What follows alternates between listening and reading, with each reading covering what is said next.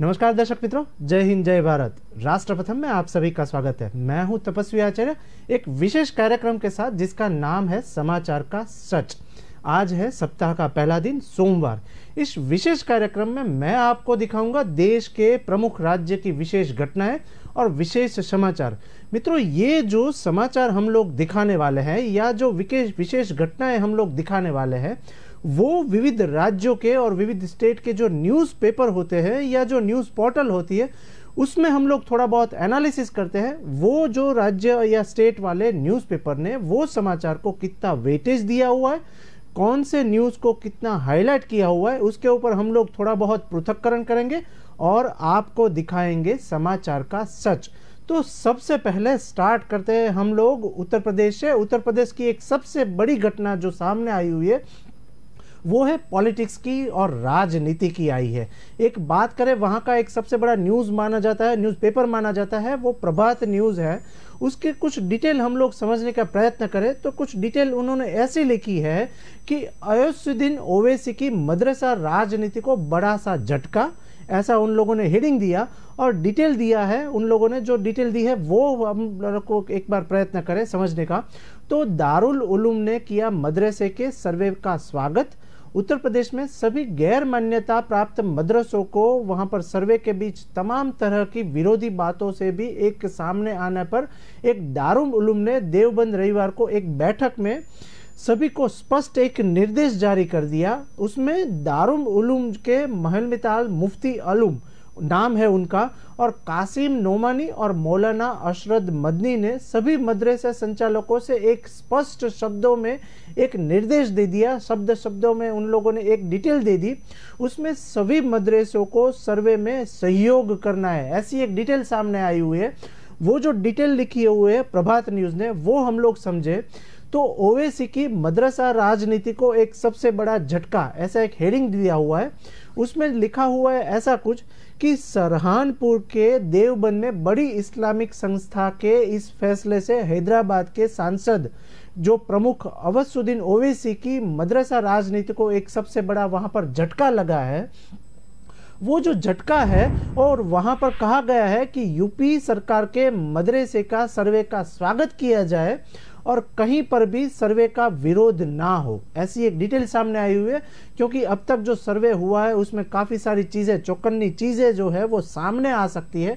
उसमें ओवैसी सबसे बड़ा झटका लगा हुआ है, ओवैसी को सबसे बड़ा झटका लगा हुआ है।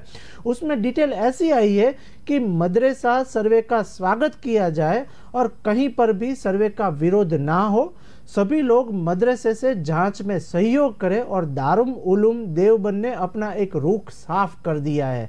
डिटेल सबसे बड़ी चौकन्नी इसलिए है कि वहां पर मदरसे में काफ़ी सारी चौकन्नी चीज़ सामने आई हुई है, कुछ डिटेल सामने आई हुई है, इसलिए वहां पर सर्वे हो रहा है सभी मदरसे में। सरहानपुर के देवबंद के दारुल उलूम में संडे को बुलाया गए मदरसे के सम्मेलन में सरकार का आदेश पर दारुल उलूम देवबंद ने अपना एक रुख साफ कर दिया, और मोहम्मद मुफ्ती अब्दुल कासिम नोमानी वहाँ पर और मौलाना अशरद मदनी ने सभी मदरसा पर संचालकों को कहा गया कि वहाँ मदरसों के सारे हिसाब किताब पारदर्शी रखें। इसके साथ ही सर्वे के दौरान मांगे जाने पर सभी दस्तावेज दुरुस्त रखने की एक पेश भी वहाँ पर करनी पड़े तो वो करें। आज की इस बैठक में 250 से अधिक मदरसों के जिम्मेदारी शामिल थे। वहाँ पर सबसे बड़ी बात, उत्तर प्रदेश में बिना सरकारी सहायता तथा मान्यता से चल रहे मदरसों के सर्वे के योगी आदित्यनाथ सरकार ने आदेश दिए हुए हैं, और ये जो आदेश है उसमें इस्लामी तालीम के प्रमुख केंद्र देवबंद के दारुल उलूम ने अपना एक रुख स्पष्ट शब्दों में बोल दिया और स्पष्ट कर दिया। उसमें दारुल उलूम ने कहा कि मदरसे के सर्वे का विरोध नहीं, बल्कि उसकी जांच में हम लोग सहयोग करेंगे, और मदरसों की यह भी जिम्मेदारी बनती है कि वहां अपना हिसाब किताब पारदर्शी रखे और उनको सहयोग भी दे, भूमि संबंधी और अन्य दस्तावेज दुरुस्त रखे। सर्वे से डरने या घबराने की कोई ज़रूरत नहीं है। डिटेल ऐसी लिखी है कि वहाँ पर किसी को भी घबराने की ज़रूरत नहीं है, और जंगे आज़ादी में मदरसों की कुर्बानियों को भुलाया नहीं जा सकता। और मदरसे से देश के संविधान के तहत चलते हैं और मदरसों के अंदर कोई भी ढकी छुपी चीज नहीं है। ऐसी एक डिटेल भी उन लोगों ने सामने रखी और समाचार भी दिए कि वहां पर कोई भी अवैधानिक संबंध वहां पर नहीं होते हैं और उत्तर प्रदेश सरकार के सर्वे से बिल्कुल डरने और घबराने की जरूरत नहीं है। मदरसा संचालक सर्वे में सहयोग करते हुए जांच टीम को संपूर्ण सहयोग दे और सही जानकारी भी दे। ऐसा उत्तर प्रदेश से एक समाचार सबसे बड़ा वायरल भी हुआ और काफी सारे न्यूज़पेपर ने भी इनको फ्रंट पेज पे जगह दी। अब एक दूसरी बात करते हैं। सबसे बड़ी न्यूज़ जो हम लोग पढ़ने का ट्राई कर रहे हैं वो है सबसे बड़ी बात महाराष्ट्र की। महाराष्ट्र में कौन सी राजनीति वहां पर चल रही है उसका एक सबसे बड़ा न्यूज़ जो है वो डीएनए न्यूज़पेपर ने वहां पर लिया हुआ है। तो वहां पर डीएनए और मुंबई समाचार कुछ ऐसा लिख रहे हैं कि उत्तर भारत और संसद की मानसिकता अभी भी महिला आरक्षण के अनुकूल नहीं है। ऐसा एक स्टेटमेंट सामने आया हुआ है और वो है स्टेटमेंट शरद पवार का। शरद पवार एक संबोधन कर रहे थे और वहां पर एक फंक्शन में गए थे, वहां पर शरद पवार ने ऐसी कुछ डिटेल दी है। वो एक डिटेल जो सामने आई हुई है वो डीएनए न्यूज़पेपर और मुंबई समाचार ने कुछ लिखा हुआ है। वो समाचार हम लोग समझने का प्रयत्न करें तो डिटेल ऐसी आई है कि राष्ट्रवादी कांग्रेस पार्टी राकपा, उनका एक फुल फॉर्म जो ऐसा है, राष्ट्रवादी कांग्रेस पार्टी के अध्यक्ष शरद पवार ने कहा कि उत्तर भारत में और संसद की मानसिकता अभी तक लोकसभा और विधानसभाओं में महिलाओं को आरक्षण देने के अनुकूल नहीं है। ऐसा कुछ उन्होंने चौकन्ना स्टेटमेंट भी दिया और समाचार पत्र को वहां पर बताया। डिटेल क्या है वो पढ़ने का प्रयत्न करें तो पूर्व केंद्रीय मंत्री ने सैटरडे संडे को पुणे के डॉक्टर्स एसोसिएशन द्वारा आयोजित एक कार्यक्रम में यह एक टिप्पणी की। और टिप्पणी क्या है, जहां उनका और उनकी बेटियों और लोकसभा सदस्य सुप्रिया सुले का एक साक्षात्कार भी वहां पर लिया गया है। डिटेल ऐसी सामने आई है कि वह महिला आरक्षण विधेयक पर एक सवाल का जवाब दे रहे थे और जिसका उद्देश्य लोकसभा और सभी राज्य विधानसभाओं में महिला के लिए 33% सीटें आरक्षित करना है। वहां पर 33% का उन्होंने सामना किया और डिटेल ऐसी दी कि जिसे अभी पारित किया जाना है और क्या यह दर्शाता है कि देश अभी भी मानसिक रूप से तैयार नहीं है। ऐसा उन लोगों ने एक स्टेटमेंट दिया। वहां पर शरद पवार का एक स्टेटमेंट जो लिखा हुआ है कि महिला नेतृत्व को स्वीकार करे, ऐसा भी एक स्टेटमेंट सामने दिया और 8 कॉलम में उनका एक कॉलम बना। और पवार ने कहा कि वह कांग्रेस के लोकसभा सदस्य होने के बाद से संसद में इस मुद्दे पर बोल रहे हैं कि उन्होंने कहा कि संसद की मानसिकता के ऊपर सबसे बड़ा क्वेश्चन मार्क डाला और मानसिकता विशेष रूप से उत्तर भारत की मीन्स इस मुद्दे पे अनुकूल नहीं रही है। डिटेल ऐसी आई हुई है न्यूज़पेपर ने कि मुझे याद है कि जब मैं कांग्रेस का लोकसभा सदस्य था तो मैं महिलाओं के लिए आरक्षण के मुद्दे पर संसद में बात कर रहा था। एक बार अपना भाषण पूरा करने के बाद मैं पीछे मुड़ा और देखा कि मेरी पार्टी के अधिकांश सांसद उठकर चले गए हैं। ऐसा उन्होंने एक स्टेटमेंट में डाला और वो वहां पर समारंभ में बोले। इसका मतलब यह है कि मेरी पार्टी के लोगों के लिए भी यह पचने योग्य नहीं है। अब देखना यह रहेगा कि इसके ऊपर अधिकांश पार्टियां और पार्टी के अधिकारी आला क्या बोल रहे हैं। तो समाचार के ऊपर तीसरी तरफ रुख करते हैं और एक डिटेल जो सामने आई है वो दिल्ली की सामने आई हुई है। दिल्ली में क्या अभी सियासी मसला चल रहा है उसमें एक अमर उजाला न्यूज़पेपर है, उसने कुछ डिटेल लिखी है, वो हम लोग पढ़ने का ट्राई करें और वो जो समाचार है वो समझने का प्रयत्न करें। तो ये एक मित्रों बता दें कि ये जो हम लोग समाचार आपको दिखा रहे हैं वो काफ़ी सारे पोर्टल और न्यूज़पेपर है, उन्होंने किस तरीके से समाचार को आपको दर्शाया हुआ है उसके ऊपर हम लोग थोड़ा बहुत एनालिसिस करके आपको फिर से बताते हैं। तो अमर उजाला ने दिल्ली के न्यूज़ को जिस तरीके से हाईलाइट किया हुआ है वो दिखाया है, तो उस तरीके से कुछ केजरीवाल के न्यूज़ वहां पर सामने आए हुए हैं। केजरीवाल एक समारंभ में कुछ स्टेटमेंट दे रहे हैं, उसकी डिटेल जो है वो अमर उजाला ने वहां पर लिखी हुई है। केजरीवाल ने मुफ्त रेवड़ियों को बताया आपकी ताकत, ऐसा एक स्टेटमेंट सामने आया हुआ है। केजरीवाल बोल रहे हैं कि मुफ्त की रेवड़ियां आपकी ताकत है, ऐसा एक हेडिंग लिखा है अमर उजाला ने। वहां पर दिल्ली के मुख्यमंत्री अरविंद केजरीवाल ने रविवार को आम आदमी पार्टी के जनप्रतिनिधियों के सम्मेलन में कहा कि देश साल के भीतर उनकी पार्टी के बीज 20 राज्यों और केंद्र शासित प्रदेश में पड़ चुके हैं और वहां पर हम लोग काफ़ी तरीके से डटकर सामना भी कर रहे हैं। डिटेल ऐसी है कि दिल्ली के मुख्यमंत्री अरविंद केजरीवाल ने रविवार को आम आदमी पार्टी के जनप्रतिनिधियों के सम्मेलन में कहा कि 10 साल के भीतर उनकी पार्टी के बीज जो है वो 20 राज्यों और केंद्र शासित प्रदेश में वहां पर पड़ चुके हैं। उन्होंने कहा कि दिल्ली और पंजाब में यह बीज पेड़ बन चुका है। अब बारी है गुजरात की। गुजरात में भी हम लोग सत्ता बनाएंगे, ऐसा कुछ उन्होंने स्टेटमेंट दिया हुआ है। क्या डिटेल आई है सामने वो हम लोग ट्राई करें पढ़ने के लिए। तो लिखा है कि और अब गुजरात में भी यह होने जा रहा है। गुजरात की जनता हमें जो है वो साथ सहकार दे रही है, ऐसा कुछ स्टेटमेंट बोले केजरीवाल। तो डिटेल ऐसी है कि आप संयोजक ने ईमानदार राजनीति, शिक्षा और स्वास्थ्य के लिए किए गए काम और मुफ्त की रेवड़ी को अपनी पार्टी की ताकत बताते हुए कहा कि जनता को ये 4 चीज़ें बहुत पसंद आ रही है। और उन्होंने यह भी कहा कि देश की जनता दूसरी पार्टियों से त्रस्त आ चुकी है। दूसरी पार्टी यानी उन्होंने कांग्रेस और भाजपा के ऊपर तीखे वार किए, तीखे प्रहार भी किए। डिटेल जो अरविंद केजरीवाल बोल रहे हैं वो लिखा है कि वहां पर जनता त्रस्त हो चुकी है। अरविंद केजरीवाल ने देश के अलग अलग हिस्सों में चुने गए पार्टी के जनप्रतिनिधियों के पहले सम्मेलन में कहा कि आज पूरा देश आम आदमी पार्टी को गले लगा रहा है।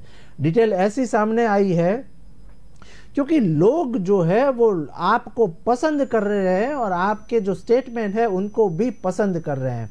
इनको गले नहीं उतर रहा कि सबसे पहली बात यह है कि आम आदमी पार्टी की ईमानदारी, हमारे लोगों का कट्टर ईमानदार लोगों से सामना भी हो रहा है और वहां पर उन लोगों को हम लोग साथ भी ले रहे हैं। लोगों को ये यकीन नहीं हो रहा है कि राजनीति भी ईमानदारी से हो सकती है, ऐसा कुछ स्टेटमेंट बोले अरविंद केजरीवाल। लोगों ने 75 साल में पहली बार ईमानदार राजनीति देखी है और देख रही है। दिल्ली के मुख्यमंत्री ने अपने नेताओं पर लगे आरोपों को झूठ बताते हुए कहा कि कितना भी कीचड़ फेंक ले लोग यकीन नहीं कर रहे हैं। डिटेल ऐसी बोले कि दिल्ली के सीएम अरविंद केजरीवाल ने शिक्षा और स्वास्थ्य पर किए काम को भी अपनी ताकत बताया और उन्होंने कहा कि दूसरी चीज है शिक्षा पर जो हमने काम किया है, इन नेताओं ने कभी स्कूल की और आंख उठाकर स्कूल की तरफ देखा भी नहीं है। तो वो सीधे गुजरात के ऊपर वार कर रहे हैं।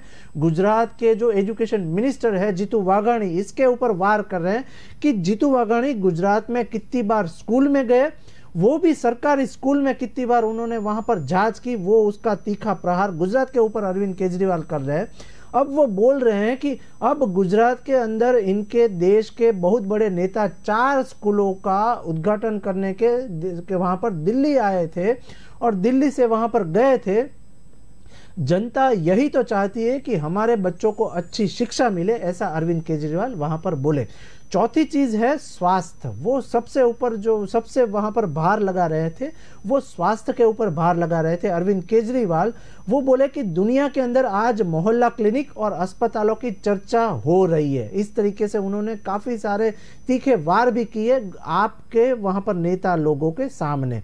डिटेल ऐसी है कि पीएम मोदी और मुफ्त रेवड़ी को देश के लिए खतरनाक बताए जाने पर पलटवार करते हुए अरविंद केजरीवाल ने इस भी अपनी पार्टी की देन और ताकत बताया और मुफ्त की रेवड़ी को। और उन्होंने कहा कि चौथी चीज है फिब्री। वहां पर फिब्री के ऊपर भी वो बोले कि यह भी भारत की राजनीति में आम आदमी पार्टी ही लाई है। फ्री की रेवड़ी, इनसे रेवड़ी ना खाते बन सकती है और ना ही बनाई सकती है। ये 4 चीजें हैं ईमानदारी की राजनीति, शिक्षा, स्वास्थ्य और फ्री बी। कहते हैं कि फ्री बी करने से सरकार की घाटे में कभी भी चली नहीं जाएगी और जनता को मुफ्त सुविधाओं को नहीं मिलनी चाहिए, ऐसा वो भार लगा रहे थे। डिटेल ऐसी है कि गुजरात सरकार पर 3.5 लाख करोड़ का कर्ज है, ऐसा बोले अरविंद केजरीवाल। फिर से पढ़ रहा हूं दोस्तों क्योंकि ये समझना बहुत ही जरूरी है, क्योंकि अरविंद केजरीवाल कुछ ऐसा बोले कि वहां पर गुजरात के लोगों के ऊपर काफी सारा कर्ज है और 3.5 लाख करोड़ का वो कर्ज बोल रहे हैं। उन्हें तो मुफ्त में कुछ नहीं दिया है और कर्जा भी साथ में गुजरात की सरकार कर रही है, ऐसा बोले। पंजाब में हमने सरकार संभाली है और इस पर भी 3.5 लाख करोड़ का कर्ज जो है वो माफ कर रहे हैं और काफी सारे हम लोग डेवलपमेंट के काम भी कर रहे हैं। इस तरीके से अरविंद केजरीवाल वहां पर दिल्ली में बोले और वहां पर कांग्रेस और भाजपा के ऊपर काफी तीखे वार भी किए। अब एक दूसरे न्यूज की तरफ आगे बढ़ते हैं तो हम लोग स्टेट का सबसे बड़ा एक वहां पर देश का सबसे बड़ा स्टेट माना जाता है राजस्थान। वहां पर राजस्थान में भी क्या गर्मा गर्मी हो रही है तबादला के बारे में वो डिटेल समझे तो एक राजस्थान पॉलिटिक्स के बारे में एक न्यूज सामने आई हुई है। उसमें कुछ स्टेटमेंट ऐसा आया हुआ है राजस्थान से कि डिटेल है, मेरी शराफत को कोई कमजोर ना समझे, ऐसा एक हेडिंग आया हुआ है। वहां पर सबसे बड़ा न्यूज माना जाता है राजस्थान पत्रिका।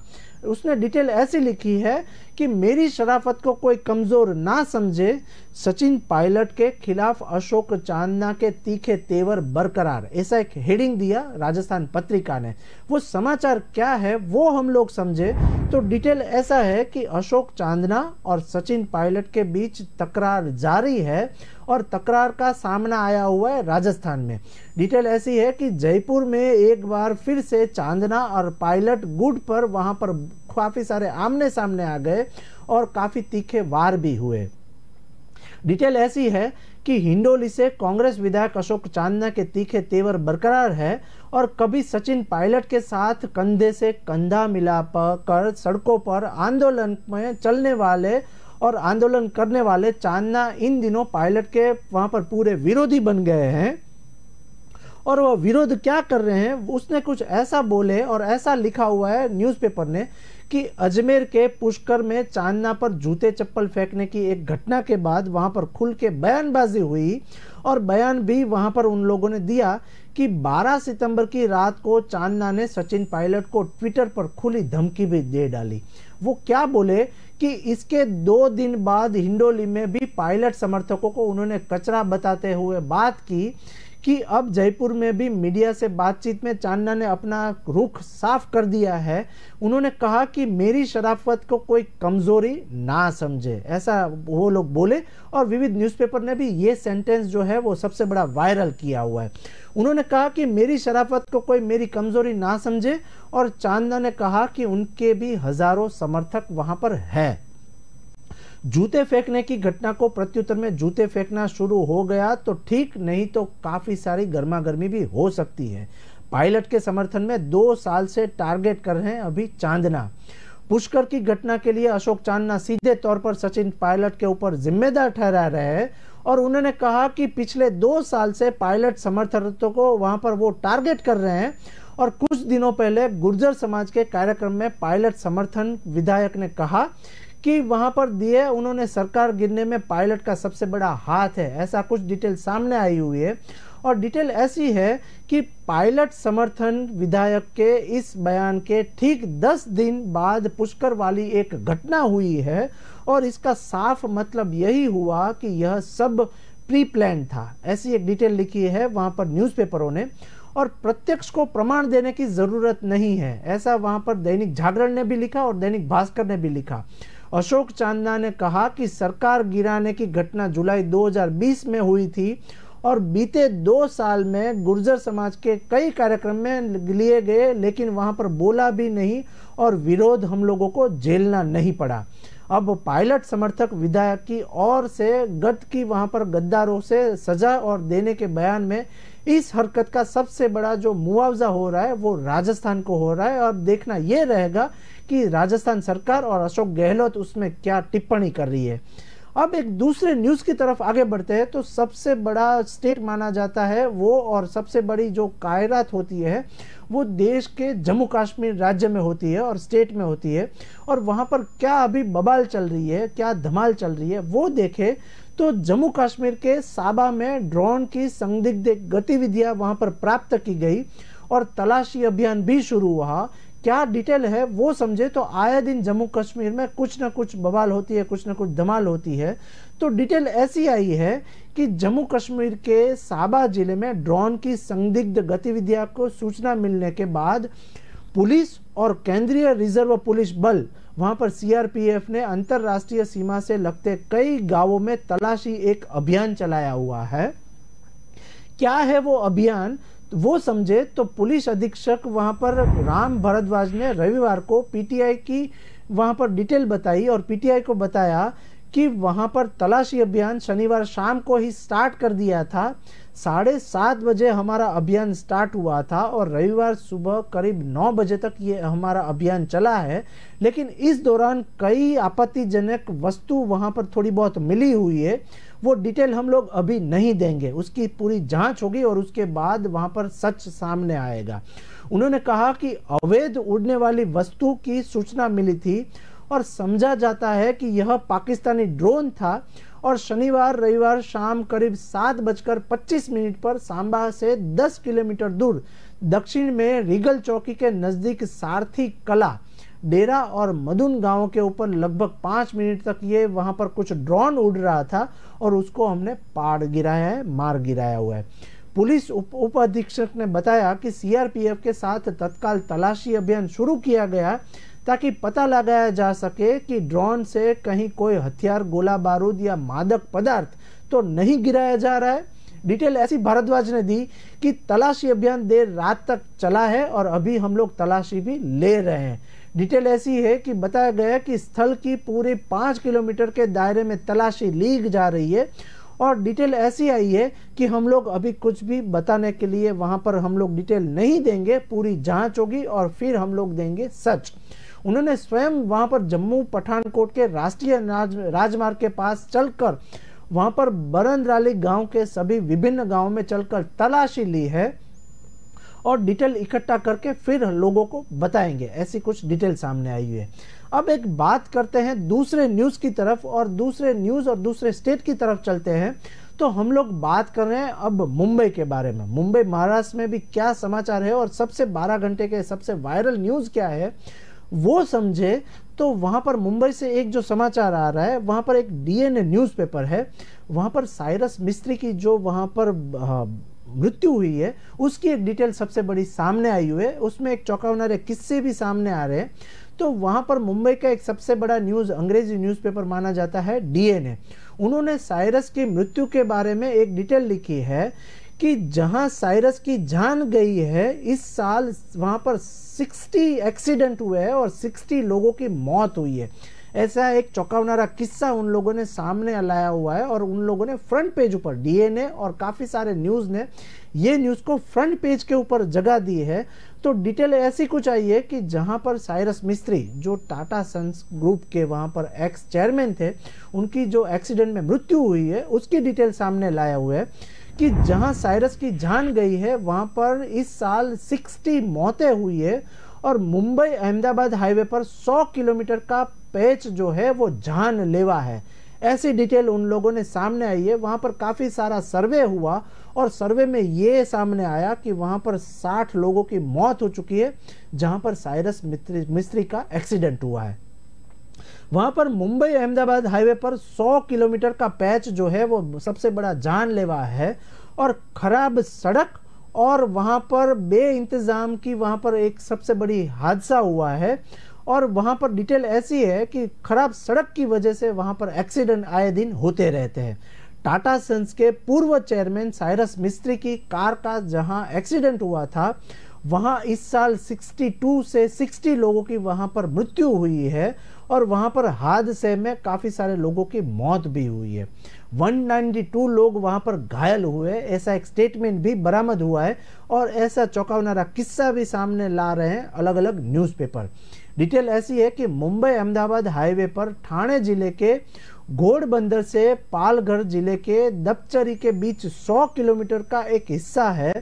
वहां पर हर साल 262 वहां पर एक्सीडेंट हुए हैं और पुलिस का कहना यह है कि खराब सड़क की वजह से और सिग्नल की कमी की वजह से ओवर स्पीड वहां पर हो रहा है और स्पीड कंट्रोल के उपाय न होने के कारण वहां पर आए दिन एक्सीडेंट हुआ है और साइरस मिस्त्री की वहां पर जो एक्सीडेंट हुआ है, मृत्यु हुई है, वो भी सड़क दुर्घटना के कारण हुई है।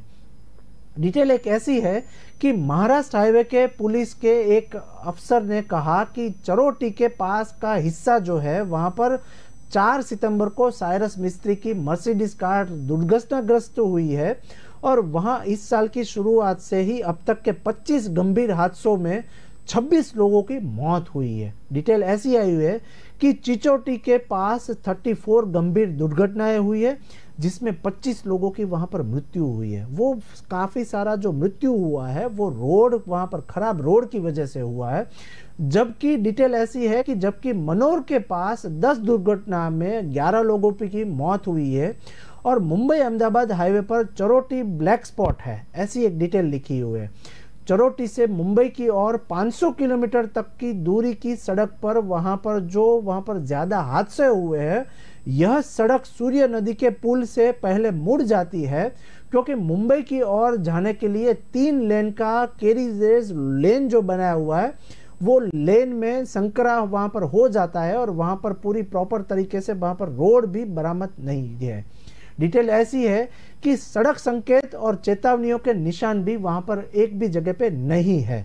वहां पर स्टेट हाईवे ने ऐसा लिखा हुआ है कि हाईवे पुलिस पर अफसर के वहां पर बोलने के अनुसार जो डिटेल सामने आई है वो हाईवे पर कोई भी प्रभावी सड़क संकेत या स्पीड रोकने वाले निशान और पुल पर पहुंचने से पहले दी जाने वाली चेतावनियों का मार्क कहां पर नहीं मिला हुआ है और ऐसा लगता है कि भारतीय सड़क कांग्रेस के सुरक्षा संबंधी दिशा निर्देशों की अनदेखी की गई है।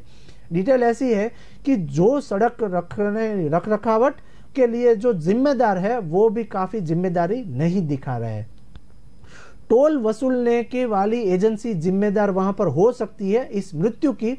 तो डिटेल ऐसी लिखी है कि हाईवे पुलिस के एक अन्य ऑफिसर ने बताया कि सड़क भारतीय राष्ट्रीय राजमार्ग प्राधिकरण के दायरे में आता है, लेकिन इसकी रख रखावट की जिम्मेदारी टोल वसूलने वाली निजी एजेंसी की है। लेकिन वहां पर रोड जो अभी टूटा हुआ है वो भी पूरी तरीके से नया बना नहीं है और नियम यह है कि एजेंसी को हर 30 किलोमीटर पर एक एम्बुलेंस को स्टैंड बाय रखना होता है। वो एम्बुलेंस भी वहां पर नहीं पाई गई है और एक क्रेन भी वहां पर रखना होता है और गश्त करने वाले वहां पर वाहन भी होने चाहिए, लेकिन ऐसी कोई भी वहां पर वाहन की फैसिलिटी, वहां पर सुविधा उपलब्ध नहीं थी। इसकी वजह से काफी सारे एक्सीडेंट भी हो रहे हैं। महाराष्ट्र पुलिस ने सुरक्षा उपायों पर एक एक्सपर्ट की राय लेने के लिए केंद्रीय सड़क अनुसंधान संस्थान को एक पत्र लिखा हुआ है और केंद्रीय सड़क परिवहन संस्थान को सड़क सुरक्षा ऑडिट करने के लिए भी वहां पर कहा गया है। अब देखना यह है कि इस सड़क की पूरी मरम्मत होती है या नहीं। हम लोग ये इस तरीके के समाचार के ऊपर ध्यान भी रखेंगे। अब बात करते हैं दूसरे स्टेट की तरफ और दूसरे स्टेट में क्या चल रहा है उसकी तरफ। तो एक स्टेट चंडीगढ़ की सबसे बड़ी एक न्यूज़ वायरल हुई है वहां पर सोशल मीडिया पे, वो है चंडीगढ़ स्टेट की न्यूज़ आई है। डिटेल ऐसी है कि वहां पर एक पंजाब केसरी न्यूज़पेपर है, वो कुछ ऐसा लिख रहा है कि चंडीगढ़ यूनिवर्सिटी का एक जो वीडियो वायरल हुआ है और वहां पर पिछले 24 घंटे में ये सबसे बड़ा हल्ला बोल एक कार्यक्रम हुआ है, उसकी डिटेल लिखी है पंजाब केसरी ने। वहां पर चंडीगढ़ यूनिवर्सिटी में एक वीडियो वायरल हुआ है और काफ़ी अफरा तफरी का एक माहौल बना हुआ है। तो डिटेल ऐसी है कि पंजाब के मोहाली में चंडीगढ़ यूनिवर्सिटी की छात्राओं का एक कथित एमएमएस वायरल होने पर यह एक मामला काफ़ी अभी गर्मा हुआ है और वहां पर यूनिवर्सिटी की ही छात्रा पर अपने सहेलियों के आपत्तिजनक वीडियो वायरल करने का एक आरोप लगा हुआ है। डिटेल ऐसी है कि छात्रा पर गंभीर आरोप है कि वो हॉस्टल के बाथरूम में नहाती हुई लड़कियों का एक वीडियो बना रही थी और बना लेने के बाद वो वीडियो जो है वो दूसरे लोगों को फॉरवर्ड करती थी और फिर शिमला में रहने वाले अपने बॉयफ्रेंड को वो क्लिप भेज रही थी एक लड़की। डिटेल ऐसी है कि इस घटना के खुलासा होने के बाद काफ़ी हंगामा भी मचा हुआ है और वहां पर चंडीगढ़ यूनिवर्सिटी में छात्राओं के एमएमएस कांड की एक जो सबसे बड़ी घटना हुई है वो अब तक के 12 घंटे के चंडीगढ़ स्टेट का सबसे बड़ा न्यूज़ माना जाता है। डिटेल ऐसी है कि इस न्यूज़ को लेकर छात्रा और छात्राओं ने माहौली यूनिवर्सिटी के बाहर जमकर विरोध प्रदर्शन किया हुआ है और जो विरोध प्रदर्शन हुआ है उसकी डिटेल समझे तो हालांकि यूनिवर्सिटी की तरफ से पहले ही साफ किया जा चुका है कि छात्राओं के आपत्तिजनक वीडियो बनाए जाने की अफवाह पूरी तरीके से एक निराधार है और चंडीगढ़ एमएमएस कांड की गिरफ्तारी की बात अब करे तो डिटेल ऐसी सामने आई हुई है कि चंडीगढ़ यूनिवर्सिटी कथित एमएमएस कांड के मामले में शिमला से एक युवक को वहां पर गिरफ्तार किया गया है और वहां पर एक लड़की ने जो वीडियो बना रही थी वो ही लड़की थी और उसको भी गिरफ्तार होने की एक चांसेस दिखा रहे हैं। डिटेल ऐसी लिखी है कि गिरफ्तार युवक शिमला जिले के रोहड़ा जिले में वहां पर रहने वाला था और इससे पहले पंजाब पुलिस ने चंडीगढ़ यूनिवर्सिटी की छात्रा को भी एक गिरफ्तार किया हुआ है। इसी मामले में शिमला से एक 31 वर्षीय युवक को भी पंजाब पुलिस ने सत्यपान नाम के लड़का जो है उसको हिरासत में ले लिया गया है।